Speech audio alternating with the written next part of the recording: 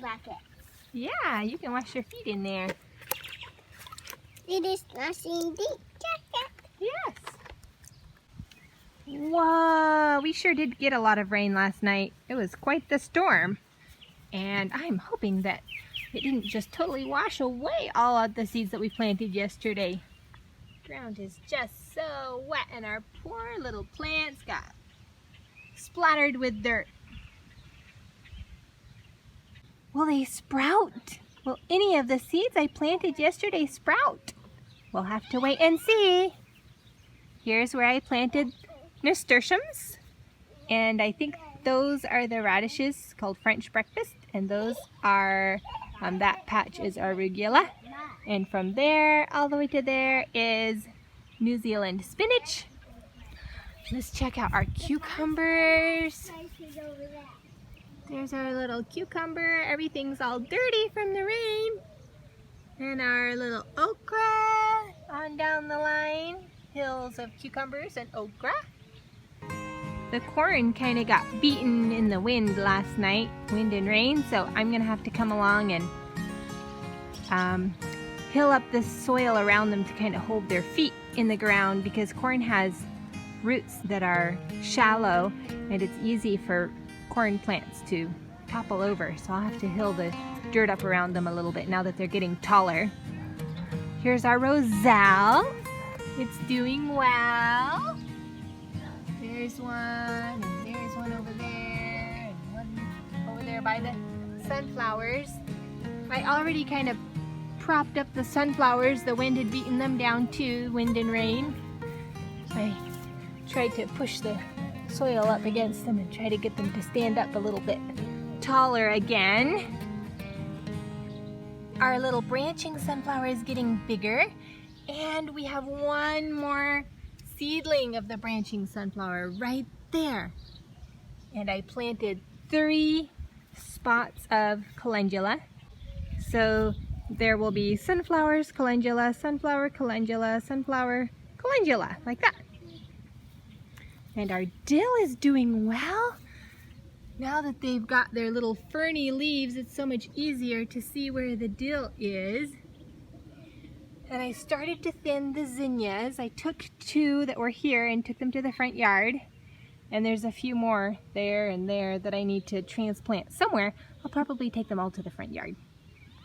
We were delighted to find a little garter snake in the yard today. He's good for the garden.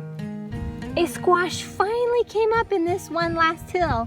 So now we have squash in all of our hills. Zucchini and yellow crookneck. They're so dirty, poor little babies.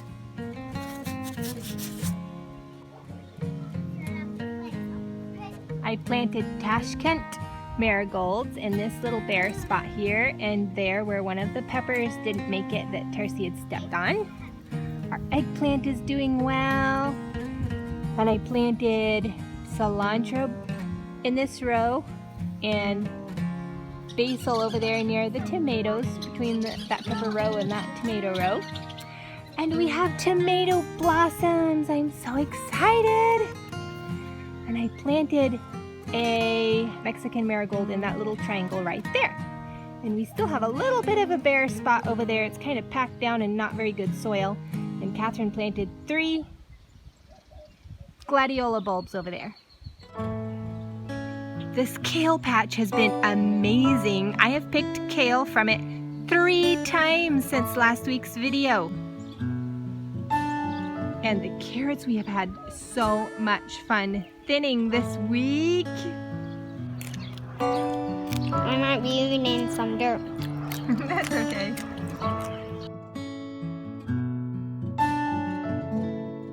Each color has a different flavor. Let's start the flavor. Yeah, they do, don't they?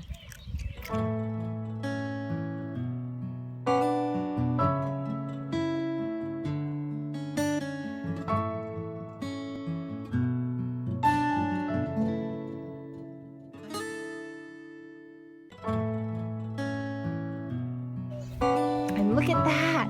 My gladiola bulbs are doing so well.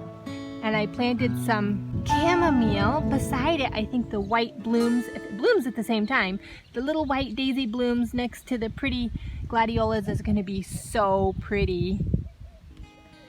There's an extra cabbage in the corner of this bed, and I planted 2 rows of tomatillos here. They're the purple tomatillos. I've never grown tomatillos before, but I'm excited to try them. And I planted radishes right in the middle, and they will mature and be picked before the tomatillos start to crowd them out. And one day this week, the girls came running in, "Mommy, Mommy, can we eat your yellow flowers?" And I thought they were talking about wood sorrel flowers, and I said, "Sure." And then I came out to the garden and all the flowers were gone. I said, "What happened to my bok choy flowers?" They said, "Mommy, you said that we could eat them." I said, "Oh no, are those the yellow flowers that you were talking about?" Anyway, so they are producing more buds, so we will have seeds anyway. And I'm thinking that I'll go ahead and cut some of these big leaves and take them in the house and saute them, because they look so yummy. It's so amazing to me how much these cabbage plants have grown. They're a special variety that likes the warmer weather a little more than other cabbage varieties, and they're doing really well. I'm wanting some sauerkraut from them one day. Yum! And I filled in the bare spots with 3 rows of beets. The lamb's quarters has been growing so fast, and I have not been picking it as often as I should. I'm hoping to pick a bunch today and blanch it and put it in 10-ounce packages in the freezer so I can use it as a spinach substitute this coming winter. Look, look! We have seedling babies in the melon pit! I'm so happy!